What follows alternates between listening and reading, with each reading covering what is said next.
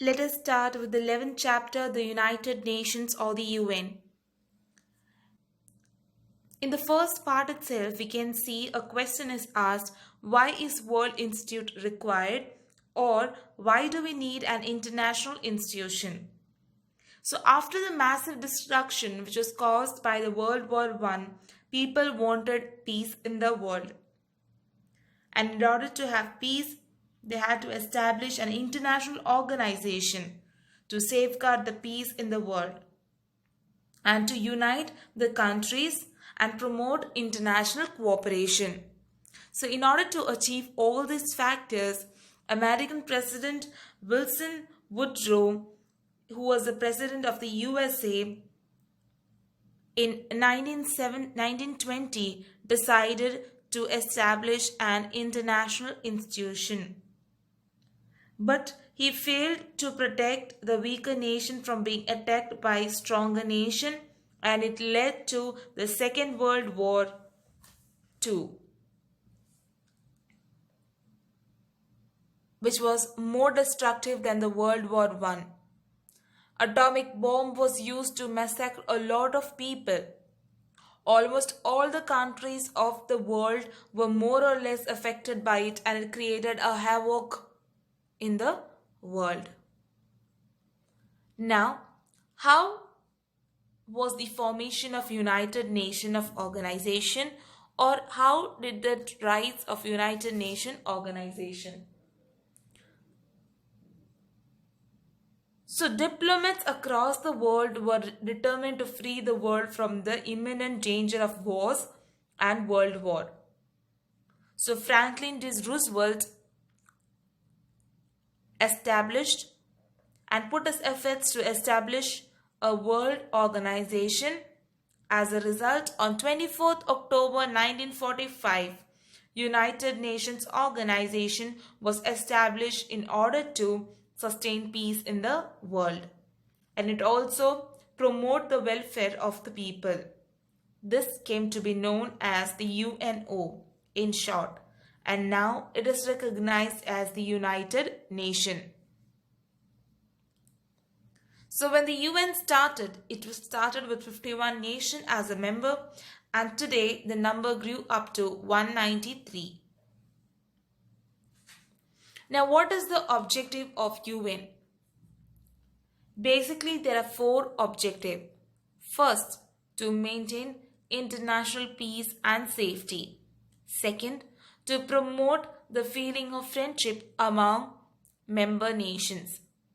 Third, to solve economic, social, cultural, and humanity-related problems at international level. And fourth, to seek cooperation to create a feeling of respect for human rights and the fundamental right of freedom. Now, these objectives are realized by 6 organs of the UN. Now, 6 of them you have to go through in this chart. So, the first one you can see is the Secretariat, second, General Assembly, third, Security Council, fourth, International Court of Justice, fifth, Trusteeship Council, and sixth, Economic Social Council. And in yellow color you can see the functioning of the different organs. Secretariat is the work of implementing of decision taken by the various organs of the UN. General Assembly, the organization of member nations to discuss about problems of the world. Security Council, the work of safeguarding the international security. International Court of Justice, the organization which solves the disputes among the member nation. Trusteeship Council helps to acquire freedom from foreign rule. Economic and Social Council to improvise the economic and social condition for the welfare of the people. Together, these 6 organs work together in order to form the UN. Now, in detail, let us see the General Assembly. The General Assembly is one of the biggest organ of the UNO. It is also known as the World Parliament. There can be at least 5 representatives from a nation. But during the election, from one nation, only one vote can be cast. Elections general meeting is held in every year. The president and the vice president is selected every year. The representative of India was elected as the president in the year 1953 to 1954. And the first Indian to be in the UN was Srimati Vijayalakshmi Pandit. The General Assembly solves the problem of the world through discussion and talks but limit the decision by the UNO. It draws immediate attention to the Security Council towards any situation which can put the peace and security of the world in danger.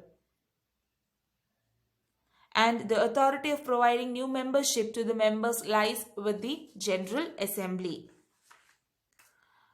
Now, the next important organ of the UNO is the Security Council.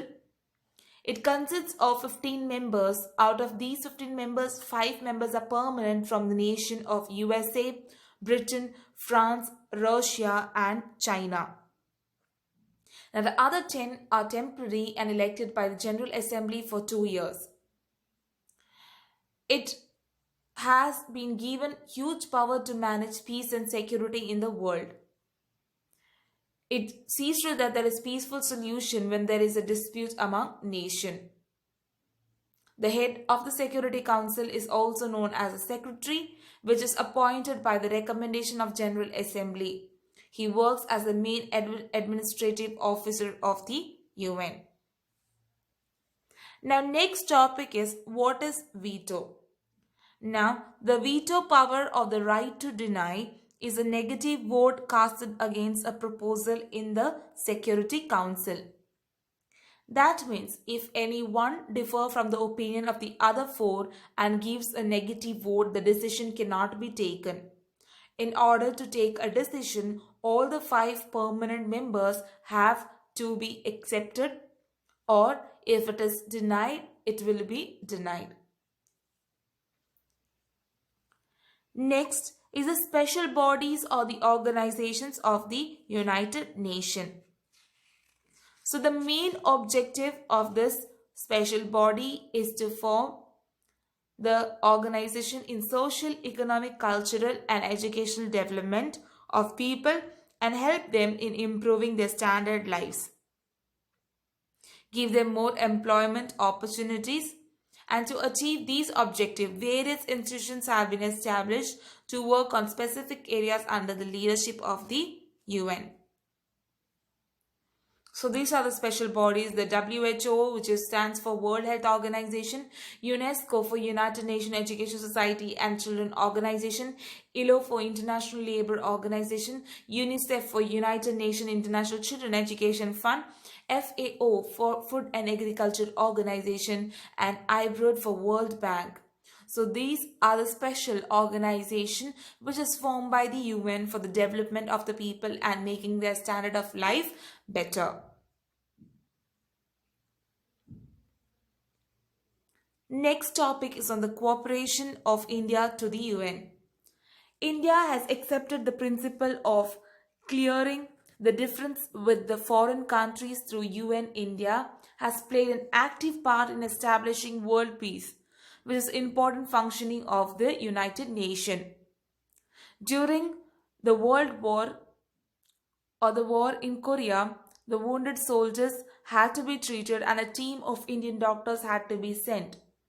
India helped United Nations by sending its own soldiers during a war.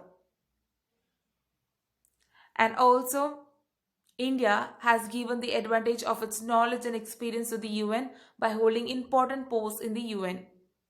And they have remained members of the various council apart from the Security Council. India presented a gift of Panchsheel to the world.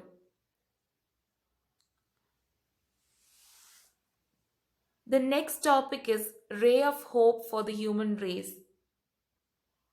Now, if all the countries would function and cooperate with the UN, world peace can be obtained in real sense. For this, it is necessary that every country takes the vow to stop the production of deadly weapons.